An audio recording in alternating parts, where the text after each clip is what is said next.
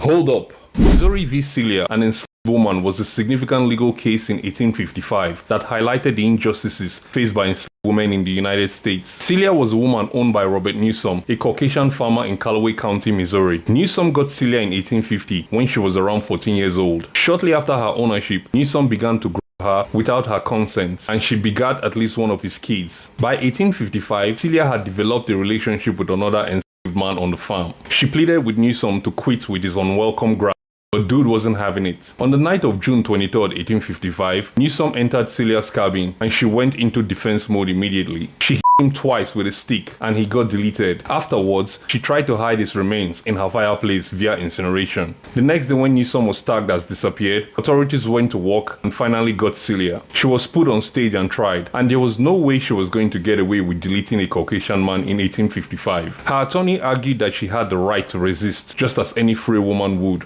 However, the court ruled that Missouri law did not recognize her right to self-preservation against her owner. The jury, composed entirely of white men, convicted Celia. Despite appeals, the court upheld her sentence. She was initially scheduled for deleting in November 1855, but supporters attempted to delay in hopes of an appeal. About a month later, in 1855, Celia was deleted. Her case underscored the lack of legal protection for enslaved Black women during this period, and in a lot of ways this still happens today. It demonstrated the reality of certain class of people when they were treated as items rather than humans. Today, Celia's story is remembered as a tragic example of the racial and gender injustice of the era.